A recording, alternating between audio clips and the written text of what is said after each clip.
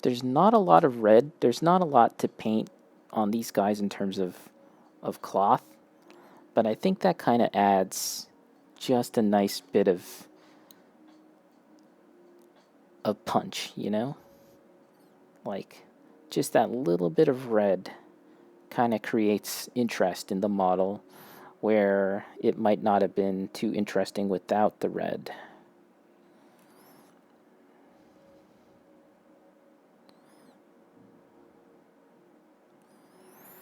Okay, we're chugging along. Hey, it's Oroku. How's it going, Oroku? An artist I like did a lot of Warhammer stuff. He may have actually gotten big doing it. Karl Kapinski. Ah, the name is familiar to me. That or it was Magic the Gathering. Pretty sure he did Warhammer too. How's it going, Oroku? By the way, I believe there's a number of artists that kind of do both, right? Do Warhammer stuff and Magic the Gathering. There is some crossover. One of my favorite Warhammer artists, and I would go on to learn that he would do some Magic the Gathering art as well much later. His name is Wayne England. Look him up. If you type in like Wayne England, goblins or orcs, you'll kind of get a flavor for his style. You'll get an idea of what he's all about. He kind of pioneered the look of the Warhammer goblin and orc, which would in later years kind of get adopted into the miniatures themselves, because prior to his artwork, orcs and goblins tended to look a certain way, maybe a little more comedic. And then after he started doing some illustrations for those races, they took on a different kind of style. And then one of my favorite sculptors, his name is Brian. Oh no, I'm drawing a blank. Brian, I'll try and remember later, but it's Brian Nelson. Yes. He kind of took that art style from Wayne England, took that kind of like brutal, menacing appearance of the orcs and goblins, and then made that into the sculptures themselves, into the miniatures themselves. They started to take on that appearance. Very cool. Just that kind of connection.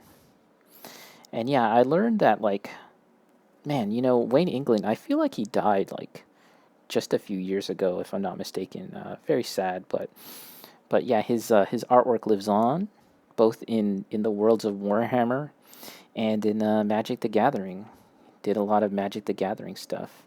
I feel like Magic the Gathering has a more, like, what's the word? Fanciful kind of art style.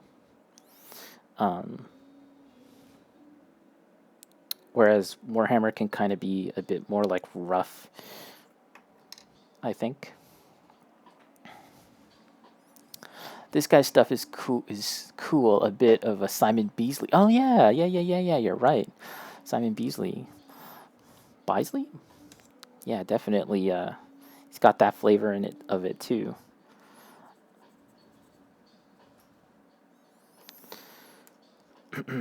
Karl Kapinski. I'm pretty sure I even have some of his Warhammer artwork, like in a magazine or something. Hold on. I'm really curious now. Let me do a quick little Google searcheroo. By the way, Oroku, can you hear music? I have actual music going on in the background, but it might be a little too low. Just let me know. I'm actually not sure if I want it to be too high, just because I'm afraid of DMCA's and all that. Karl Kapinski. I feel like I've Karl Kapinski.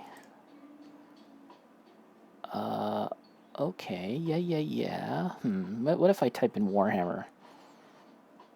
Karl Kapinski. I have another art recommendation for you in a second.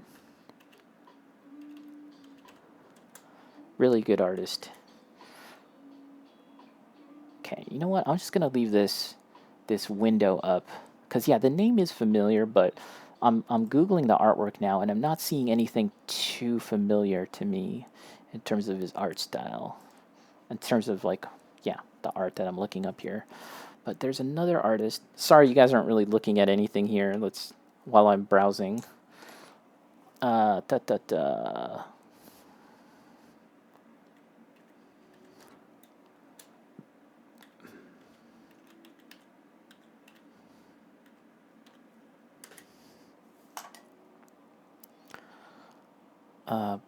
Blood Rage. Who did the art for that? That's what I want to know.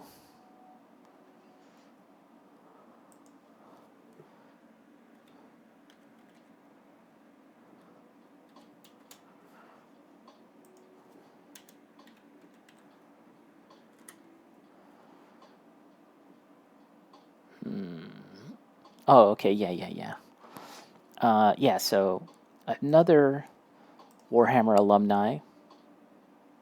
Oh, you can't hear the music. Yeah, I'm not sure if I want it to get louder, just because it's just being picked up by my mic and it's coming out of my second screen. Yeah, so another artist that you can look up is Adrian Smith. He is another Warhammer alumni, and he did a lot of stuff, maybe like up to the 2000s, like the mid 2000s. Then he kind of fell off, or not that he fell off, but he got into doing his own stuff. And nowadays he does artwork for board games, so it's still very much in the same like uh, what's the word I'm looking for? It's still the same kind of like wheelhouse, so to speak. Instead of tabletop games, he's been doing board games, and I'm sure that for many there really isn't any difference. But yeah, Adrian Smith, another good artist, and yeah, so he's been doing a lot of stuff for board games, including that one that I just mentioned, Blood Rage. And that game itself comes with a lot of miniatures. I suspect that he did maybe some concept art for the miniatures too.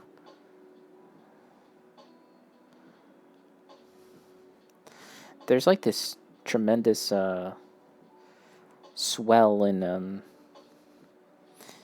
a rise in board games, the popularity of board games these days. And I think that that's partially due to Kickstarter. There's a lot of elaborate board game Kickstarters that come with miniatures and all of this stuff. It's pretty interesting. I have a few board games myself, and yeah, I still have to paint miniatures for those board games too. Mostly, I'm thinking of Star Wars. I have a Star Wars Imperial Assault game.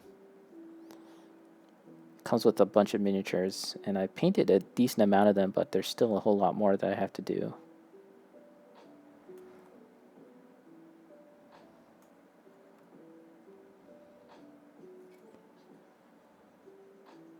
Okay. Okay.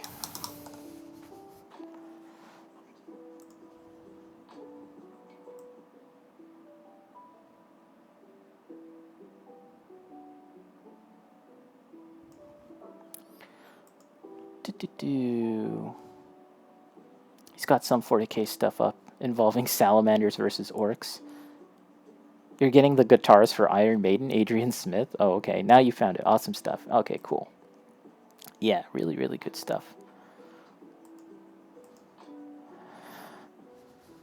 But I think we're kind of entering a new era for like artwork in Warhammer, where it seems to me that the artwork has taken on a bit more of a video gamey kind of quality to it. A lot of the official artwork that come out of Games Workshop, it's a lot more polished. It's a lot more slick, you know. It feels like it's intended for something like a video game, and I'm not too crazy about it. I understand, and the artwork is still very cool, by the way. But yeah, there's definitely this push to make the artwork a bit more slick, for lack of a better term, better word. And in fact, Warhammer in general has kind of been gravitating towards like a more video gamey aesthetic. And again, that's something that I'm not 100% super into. I liked it when it was its own thing, and a lot of the artwork kind of like came from a different place. It didn't come from like wanting to be like video games or wanting to be super slick and commercial. A lot of the art just came from different places, and I mentioned this artist before, John Blanche, and his work definitely wasn't intended to be very slick and commercial. That's for sure. When you look it up, it's just very loose, very chaotic. And it's interesting how he's still employed by Games Workshop, if I'm not mistaken. But he's kind of like the Yoshitaka Amano. Oh shit! I got some red paint on the rubble here. It's okay. It's blood. It's blood. It's blood now. And so Yoshitaka Amano from the Final Fantasy franchise, he's kind of like he's still employed by Square Enix, and he still does work for them. However, the artwork he's kind of been pushed back in terms of the art that he produces, in the sense that it's not intended to be like character art, official concept art.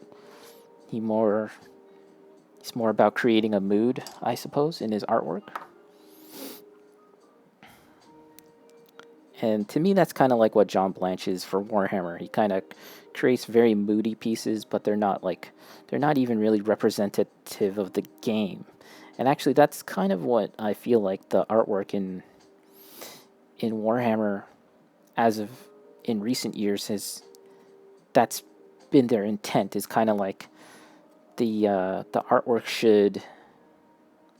should be more closely related to the game itself. So often you'll see in a lot of official illustrations for Warhammer stuff, the heroic characters and stuff, they will look like 100% like the miniatures and the official paint jobs from the studio. You know, because they want to create that feeling like, okay, you're looking at this artwork, and here are the miniatures, and they're one and the same. They look just the same. BRB, hold up.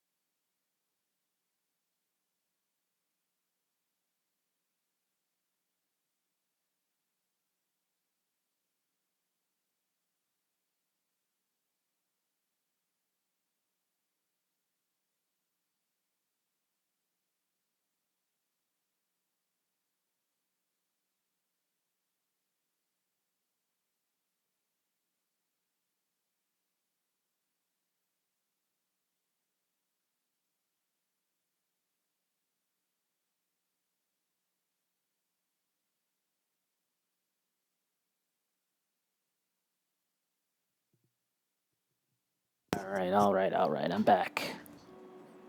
I saw an exhibition of his with the X. Oh, Yoshitaka Amano got some merch and stuff too, but it's in a box somewhere. Yeah, I seem to recall that you gifted me a very cool art book with like miniatures, miniatures back on the miniatures. But yeah, there was like this art book with cool little miniature dioramas and scenes from Final Fantasy. Very cool. Very cool. And yeah, I'm pretty sure. Yeah, I followed the artist that created those miniatures on Twitter. So when you gifted me that, I was like, oh, cool. I didn't even know that there was an art book.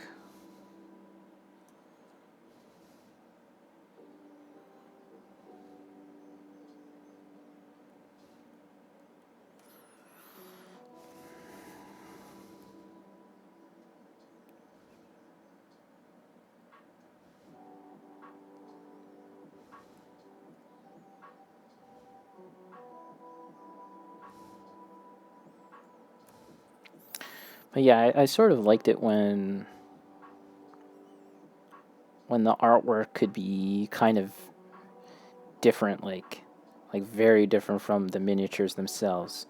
You know, I don't know. It just to me, it didn't bother me that they weren't like 100% the same thing. I like that the artwork was depicting a totally different side of the world. You know, like seeing the miniatures and painting them is kind of like engaging with the world in one way, and then looking at the artwork is engaging with the world in another way, just like how watching the movies and reading the books is also part of like engaging with the hobby in a totally different way. And that's something that like GW has kind of been getting really good at, by the way, in recent years, is sort of exploring the world of Warhammer, not just through miniature but via comics. They basically have their own kind of like Disney Plus kind of service where they have like animated shorts and stuff to for Warhammer. And of course, there's Black Library with the books. The books, there's a lot of people out there that engage with Warhammer primarily through the books and nothing else. That's how they know about the hobby. That's how they engage with the lore and the setting, is primarily through the books and not the game and not miniatures. Just like how there's people that focus more on the miniatures rather than playing the game. I definitely would fall into that category. I did play the game a lot in my teenage years. However, I definitely got into the hobby because of the game. Because of the miniatures, rather than the game itself. And obviously now, I'm mostly just painting the models. I'm not I'm not about to play the game anytime soon. I mean, someday maybe I'd like to, but yeah, generally it's all about painting. Okay, let's catch up with the chat.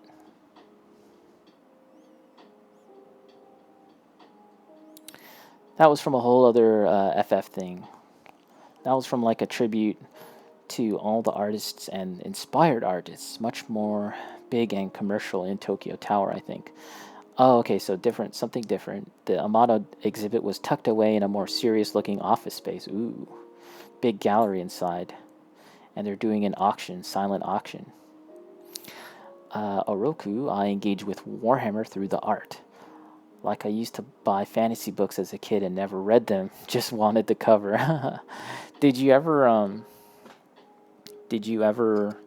read the fighting fantasy books? They were kind of like choose your own adventure books. but with a fantasy slant to them. And by Steve Jackson and Ian Livingstone. The actual brand of books, the series was called Fighting Fantasy. The most famous one, I think, is like Death Trap Dungeon, but there was a number of others. I've read a few of them, and they're pretty fun. But one thing that always attracted me to them was the artwork. And again, I think back to John Blanche. I don't think he did any artwork for those, but I feel like there's some connective tissue there. There's, if you recall, like the very old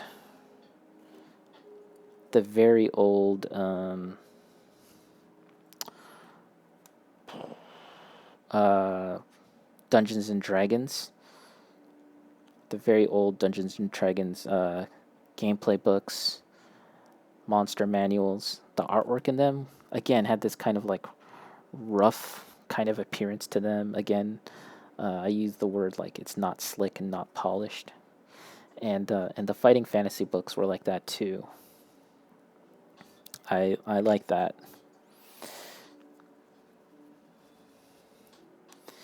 And fighting fantasy actually, interestingly enough, Hidetaka Miyazaki, the director creator of the Dark Souls, Demon Souls, Bloodborne series,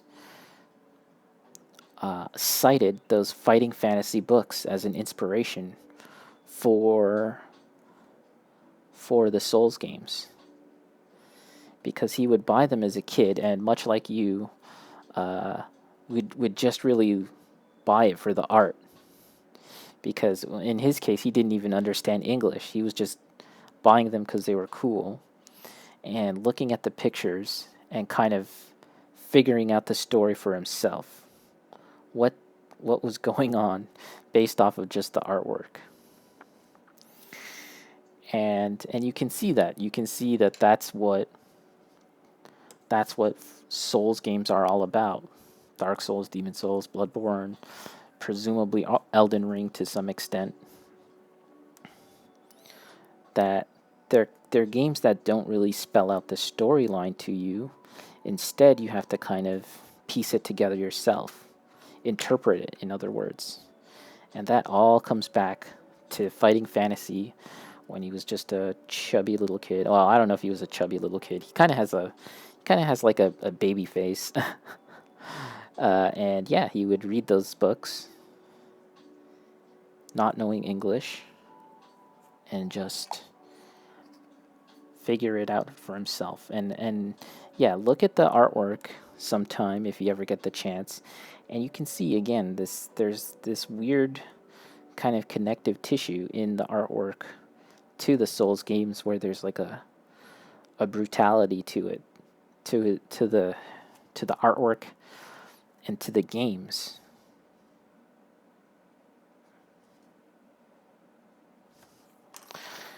Let's catch up on the messages. I'm out of red paint.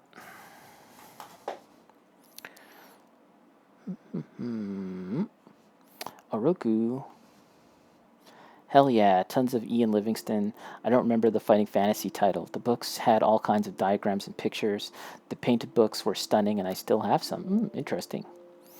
Damn, I have no idea where some of them are. You can track those down. Yeah, you should, dude. You never knew there was that connection? Yeah. It's really neat.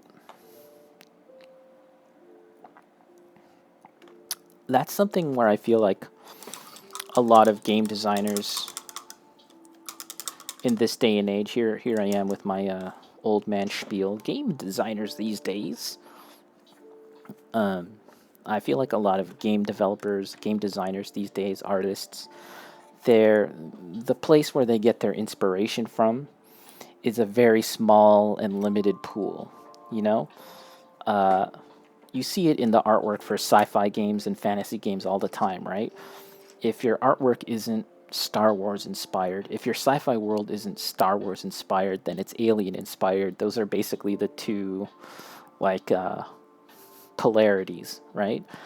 You've got like gritty army dude space marines in an industrial setting, or you have like fantastical sci-fi world with weird critters and space dragons and crap like that. Because, for the past 30, 40 years, we've all been basically drawing from the same well of inspiration. And funnily enough, I feel like that's why Dune, that's to say Dune, because I feel like I should clarify that, was such a breath of fresh air, because it felt like it was kind of drawing inspiration from something.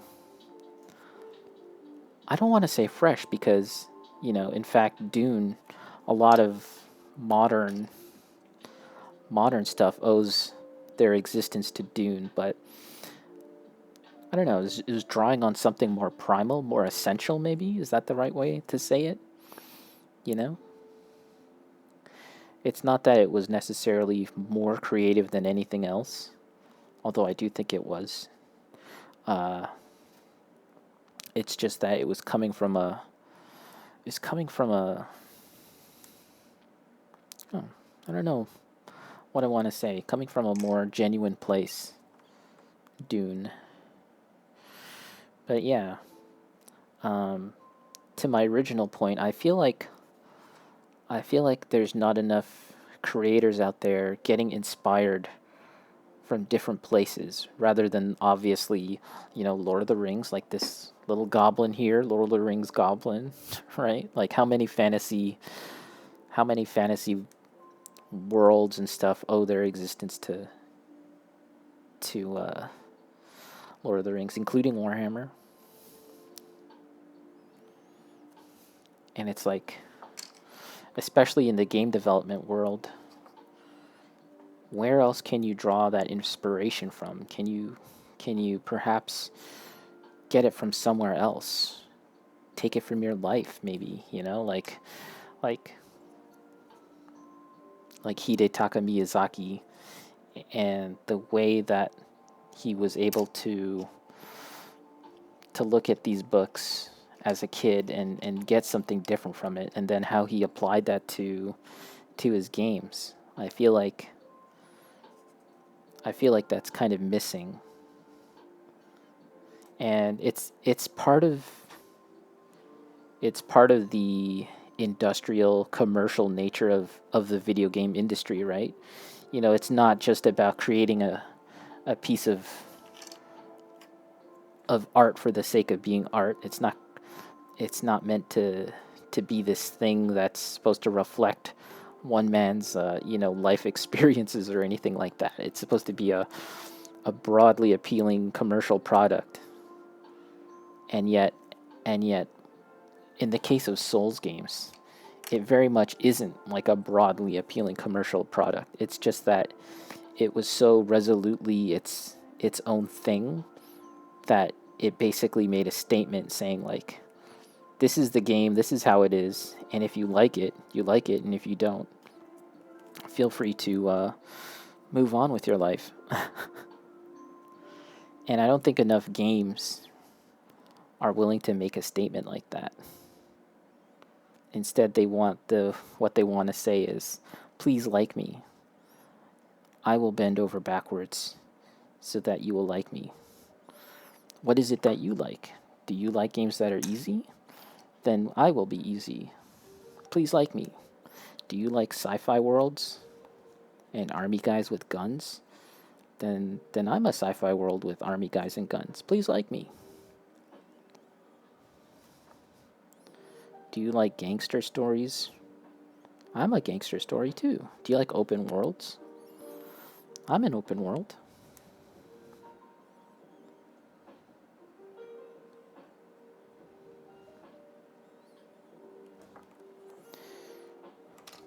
Alright, let's catch up with the chat. Hey, it's Night Trap. Nice Lord of the Rings goblins. Are you going to paint some Eldar? I am indeed. I've got some Eldar here. Gonna do these babies up. I'm painting them all at the same time. Night Trap, can you show the model to the camera? And Bacon is here. Hello, Bacon. How's it going? Or not enough AAA games do this. Yeah, and again, I can understand why they would they wouldn't do that, just because, again, these are commercial products. You know, video games are commercial products. They're not intended to be, you know, mind-blowing commentaries on the state of the world or one man's viewpoint. Here we go. Here we go.